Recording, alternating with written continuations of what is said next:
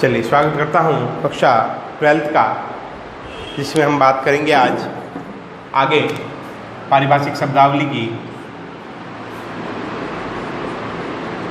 हमने जो है पिछले वीडियो में बात की थी कुछ पारिभाषिक महत्वपूर्ण शब्दावलियों की। आज हम फिर बात कर रहे हैं 10 महत्वपूर्ण पारिभाषिक शब्दावलियों की, जिसमें सबसे पहला है कैबिनेट। देखिए, सरकार के अंदर मंत्रियों के अलग अलग दर्जे होते हैं। सबसे पहला होता है मंत्रिमंडल, जो कैबिनेट मंत्रिमंडल कहलाता है। उसके बाद में राज्य मंत्री होते हैं। उसके बाद में स्वतंत्र प्रभार वाले मंत्री होते हैं। 3 कैटेगरी के मंत्री होते हैं। जो सबसे उच्च दर्जे के मंत्री होते हैं, जिनके पास जो है एक पूरा विभाग दे रखा होता है, वो कहलाते हैं कैबिनेट। वो क्या कहलाता है? कैबिनेट। और वो ही मूल रूप से मंत्रिमंडल होता है।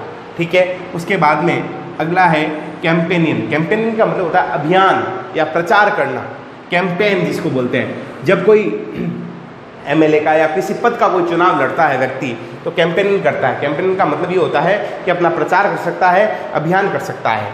उसके बाद में है केस। जब किसी के ऊपर कोई मामला दर्ज होता है, उसको अंग्रेजी में बोलते हैं केस। केस का मतलब होता है मामला या मुकदमा। उसके बाद में चौथा है सेंसस। सेंसस इंपॉर्टेंट है क्योंकि सेंसस का मतलब होता है जनगणना। अगली जनगणना कब होने वाली है? हमारी 2021 के अंदर। हर 10 वर्ष में एक बार जो है हमारी जनगणना की जाती है कि हम कितने हैं भारत में। ठीक है। तो हर एक देश की अपना जनगणना, अपनी सेंसस होती है, तो सेंसस को बोला जाता है जनगणना। फिर है चेयरमैन। चेयरमैन क्या होता है? विभाग का अध्यक्ष। किसी भी विभाग का अध्यक्ष क्या कहलाएगा? चेयरमैन या सभापति कहलाएगा। उसके बाद में है चार्जशीट। जब कोई सरकारी व्यक्ति या अधिकतर सरकारी व्यक्तियों को ये चार्जशीट मिलती है, आरोप, यानी कोई कार्यक्रम हो या किसी प्रकार का कोई विवाद हो जाए या उसमें उसकी गलती पाई जाती है, तो उससे बड़ा अधिकारी उसको एक क्या देता है? चार्जशीट देता है कि आप पर ये आरोप लगाया जाता है। तो वो चार्जशीट क्या कहलाती है? आरोप पत्र कहलाता है। आगे बात समझ में। उसके बाद में है सर्कुलर। ये चीज़ अपन जो है व्याख्यात्मक रूप से पढ़ेंगे भी कि सर्कुलर क्या होता है, किस तरह से इसको लिखा जाता है। ये एक पत्र का प्रकार है भाई। जो अपने कोर्स के अंदर परिपत्र है, तो परिपत्र जब हम पढ़ेंगे तब अपन को पता लगेगा कि भी इसको सर्कुलर कहते हैं या इसको परिपत्र कहते हैं। तो परिपत्र क्या है? एक लिखने का ढंग है, पत्र का प्रकार है। तो सर्कुलर को हिंदी में बोला जाता है परिपत्र। अगला है कमेंट्स। जब कोई व्यक्ति किसी चीज़ का जांच करता है तो अपनी टिप्पणी लिखता है कि भाई ये कमी पाई गई या ये काम बिल्कुल सही है या ठीक है, तो वो जो भी लिखता है वो क्या कहलाता है? कमेंट्स। हिंदी में बोलते हैं उसको टिप्पणी। अगला है कमीशन।